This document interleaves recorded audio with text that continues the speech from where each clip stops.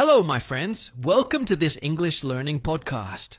My name is David, and I am very happy that you are here with me today.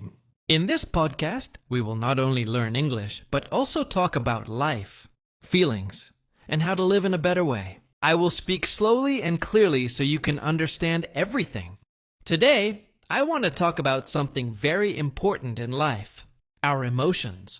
Emotions are our feelings, like happiness, sadness, anger, or fear. Sometimes emotions are small, but sometimes they feel very big, and they control us. Many people ask, how can I control my emotions? How can I stay calm when something bad happens? This is what we are going to learn together today. First, let me tell you something. Controlling your emotions does not mean you must stop feeling. We are not robots. We cannot just switch off our feelings. Feelings are natural, and they are part of being human. For example, if someone makes you angry, you cannot say, I will never feel anger. That is impossible. But what you can do is learn how to react in a better way when you feel angry. This is called emotional control.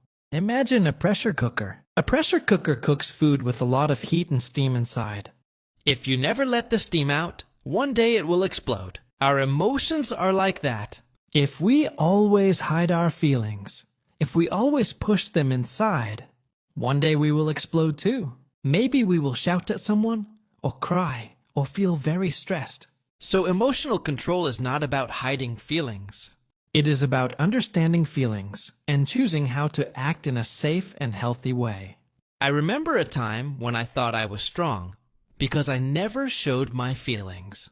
I believed that keeping quiet was the mature thing to do. But one day, a person asked me a very simple question, and I became very angry. I shouted, and I surprised myself. I was not angry about that question. I was angry because of many small things that I kept inside for weeks. That day, I learned that keeping emotions hidden is not strength. Real strength is noticing your feelings, understanding them, and then deciding how to respond. This brings us to something very important: self-awareness. Self-awareness means to know yourself, to know what you are feeling and why you are feeling it. If you don't understand your own feelings, you cannot control them. It's like driving a car without a windshield. You cannot see the road and you may crash. In the same way, if you don't see your emotions clearly, you may hurt yourself or others without knowing why. Sometimes I used to shout at people and then later think, why did I get so angry? Why did I react like that? After some time, I learned to ask myself better questions. Am I tired? Am I stressed? Is something else bothering me? Many times, my anger was not about the person in front of me. It was about me. It was about something else I carried inside. When I started to understand this, my reactions became calmer. Another important tool is the pause. The pause is very small, but it is very powerful.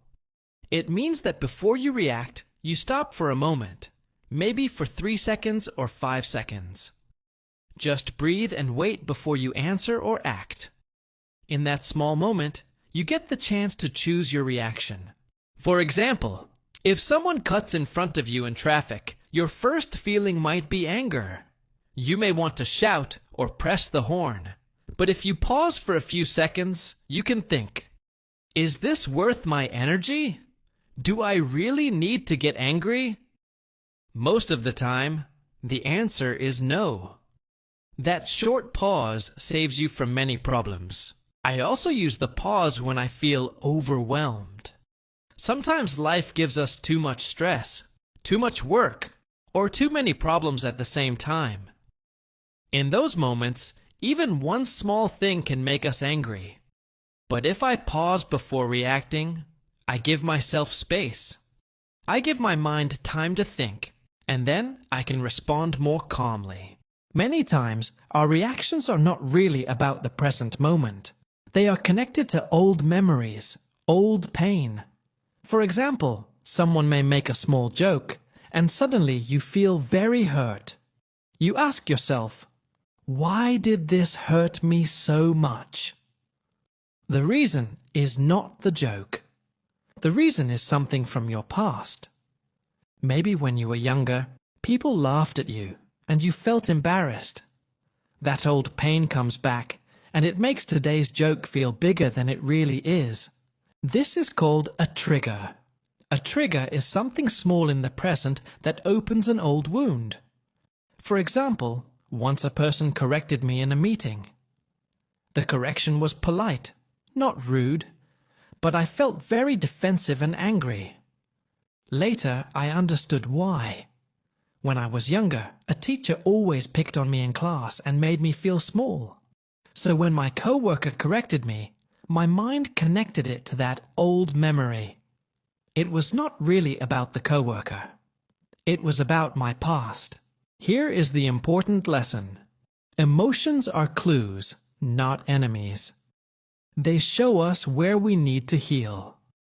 When you feel a very strong reaction, ask yourself, is this about today, or is this about something from before? If you understand the real reason, you can choose how to act. Remember this: feelings and actions are not the same. Just because you feel angry does not mean you must shout. Just because you feel hurt does not mean you must send an angry message. You can pause, feel your emotion, and then decide. This is true power. I often ask myself one question before I act. Is my response coming from pain or from peace? If I act from pain, I will probably hurt someone. If I act from peace, my response will be calmer and wiser. Sometimes the best response is silence. Sometimes the best response is walking away. Not every argument needs your voice. Not every fight needs your energy. There is also something I like to call the let them mindset. This means if someone doesn't invite you, let them. If someone doubts your dreams, let them. If someone misunderstands you, let them. You do not need to control other people. You only need to control yourself. If someone shows you who they are, believe them and let them be. This way you save your peace and your energy. Many times, we waste our energy trying to change other people's opinion.